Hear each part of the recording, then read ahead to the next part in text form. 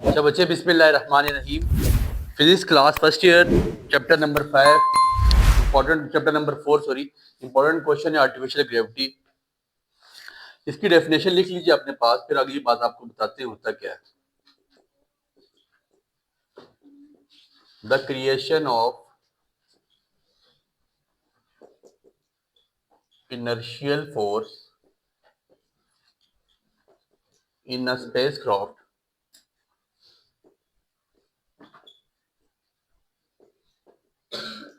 in order to stimulate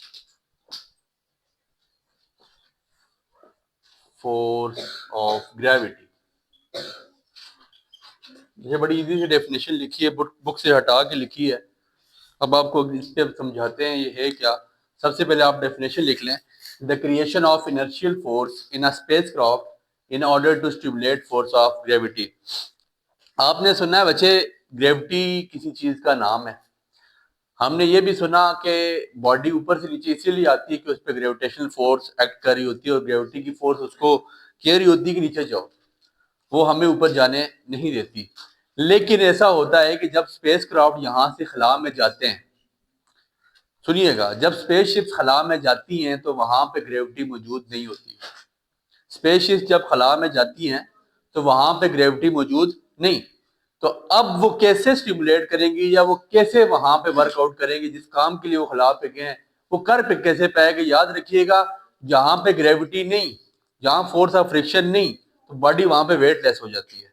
weightless, और weightless से मुराद बिल्कुल बेवजन चीज ऐसी है कि वहां पे बंदा राइड भी नहीं कर सकता और कोई काम भी नहीं कर सकता। इसकी डेफिनेशन लिखिएगा। इसकी अगली बात हम देखते हैं कि अब है क्या। बच्चे आपके पास फॉर एग्जांपल डायग्राम से आपको सारी बात समझ आ जाएगी। आपको पता है स्पेस क्राफ्ट अपने ऑर्बिट में रोटेट कर रहा है। जैसे हम मिसाल के तौर पे हम फर्ज कर लेते हैं कि हमारी जो जमीन है ये सूरज के गिर्द घूम रही है, घूमी जा रही है, घूमी जा रही है।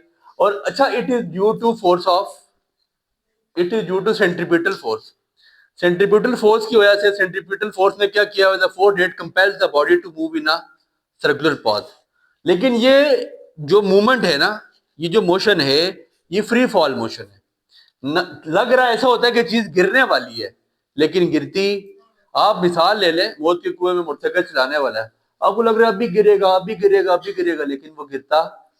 इसी तरह अर्थ अगर अपने ऑर्बिट के गिर्द मूव कर रही है तो वो बिल्कुल वेटलेस है।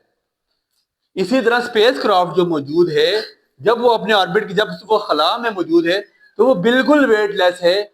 वहां पे उसका वेट कोई भी नहीं है। जब बॉडी वेटलेस है तो आप मुझे बताएं कि वो बॉडी वर्कआउट नहीं कर सकेगी। फॉर एग्जाम्पल, ये आपके पास एक स्पेसशिप है। इस स्पेसशिप पे ना, यहाँ पे आपके पास स्पेस क्राफ्ट पे, यहाँ पे आप कह सकते हैं जी कि सर्कल सेंटर में यहाँ पे वो लोग बैठे हुए हैं जो आपने यहाँ से खला में भेजे किसी काम के लिए। ठीक है। अब जब ये अपने ऑर्बिट के गिर्द मूव करती है तो इसका मतलब है कि बिल्कुल वेटलेस हो जाती है। और जब ये वेटलेस हो जाती है तो फिर ये इन लोगों के लिए वहां पे काम करना मुश्किल, नामुमकिन हो जाता है, क्योंकि ये लोग बिल्कुल वेटलेस, और वेटलेस हो गए वहां पे इवन के कुछ एक्शन परफॉर्म नहीं कर सकते। अब फिर वो क्या करते हैं, मैंने डेफिनेशन में लिखाया, वो इनर्शिया क्रिएट करने के लिए वहां पे सेंटर में जंप आउट करते हैं।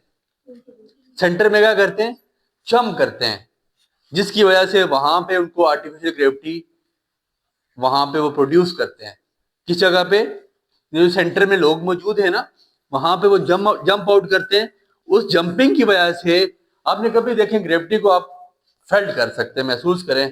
किसी ऊंची जगह पे खड़े हो, छलांग मारे, अपने आप को थोड़ी देर हवा में रखें, और फिर आपको महसूस होगा कि बकायदा कोई चीज ऐसी है जो आपको प्रेस कर रही है ऊपर से नीचे और कह रही है कि ऊपर नहीं जाना।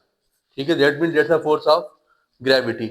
इसी तरह ये लोग अटेन करने के लिए क्या करते हैं, जंपिंग करते हैं, जिस जंपिंग की वजह से वो अपने आप को आर्टिफिशियल ग्रेविटी को वहां पे अटेन कर पाते हैं, और अटेन करने की वजह से फिर जाके जो काम वो परफॉर्म कर सकते हैं तो वहां पे करते हैं। यहाँ तक बात समझ आ गई? कोई मसला यहाँ तक? सेंटर से लेकर यहाँ तक के इसके कोने तक का जो आपके पास है, हम कह सकते हैं ये रेडियस है। समझ आ गई? तो अब ये अगर सर्कल में मूव आउट कर रहा है, सेंट्रीपिटल फोर्स है, दैट मीन्स कि हम पढ़ के आज डेरिवेशन स्टार्ट करें। A C is equal to V square over पढ़ा था हमने सेंट्रीपिटल फोर्स में, जब हमने पढ़ा F is equal to M है, जब हमने कहा तो सेंट्रीपिटल एक्सीलरेशन हम निकाल के आए थे। A C is called centripetal acceleration which is equal to V square. इसकी डेरिवेशन हमारे प्रीवियस लेक्चर में लगी हुई है, यहां तक कोई मसला नहीं है। अब देखें बॉडी सर्कल में मूव आउट कर रही है। मैंने आपको उस दिन भी बताया कि एक बॉडी जब सर्कल में मूव आउट कवर कर रहा है वो लीनियर डिस्टेंस भी कर रहा है और वहां पे उसके सेंटर से लेकर कोई ना कोई एंगल भी बन रहा हो रहा है। आप दरवाजा बंद हो रहा है तो आप देखें कि ये एंगल भी बन रहा है। दैट मींस कि बॉडी लीनियर एक्सीलरेशन भी, लीनियर वेलोसिटी भी कवर कर रही है, एंगुलर वेलोसिटी भी कवर कर रही होती है। तो यहां पे जब सर्कल में मूव करते हैं तो कुछ एंगल भी बन रहा होता है, एंगुलर वेलोसिटी भी बन रही होती है। तो हम यहाँ पे इस डेरिवेशन को स्टार्ट करते हैं। हमें पता है v किसके इक्वल होता है, v is equal to R omega. किसके इक्वल है, ओमेगा एंगुलर वेलोसिटी को कहा जाता है। v इज इक्वल टू, बच्चे पिछले लेक्चर सुनेंगे तभी यहां तक बातें आपको समझ आएंगी।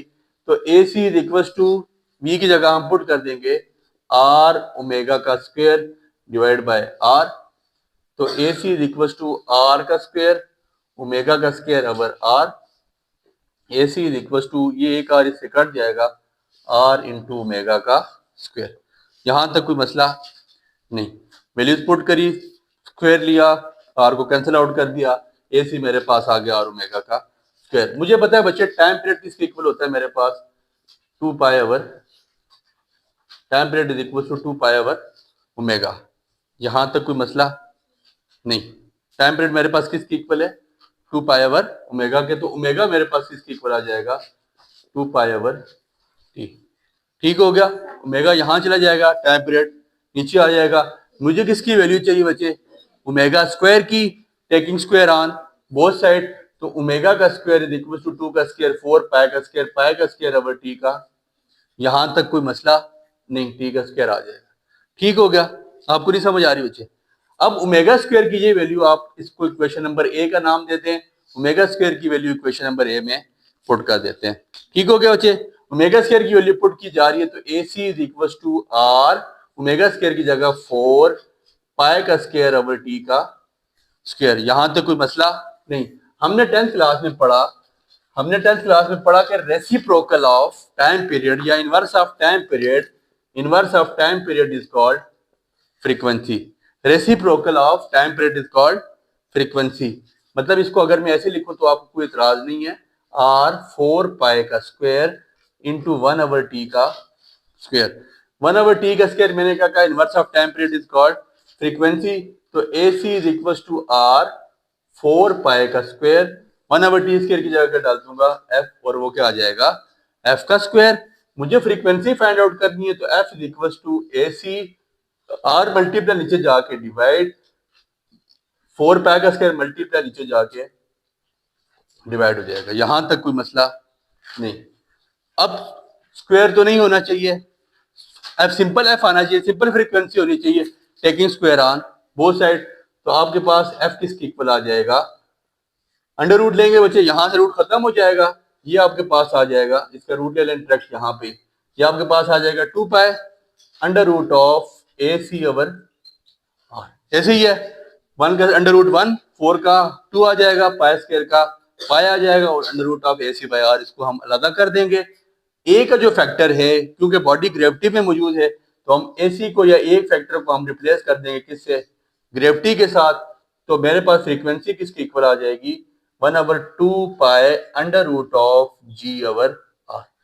ठीक है, आपके पास ये आर्टिफिशियल ग्रेविटी की वैल्यू आ जाती है जो अटेन करते हैं आपके स्पेसक्राफ्ट्स अपनी ग्रेविटी को अटेन करने के लिए या वहां पे वर्कआउट करने के लिए। उम्मीद करते हैं आपको डेरिवेशन समझ आई होगी, बड़ी इजी सी डेरिवेशन है।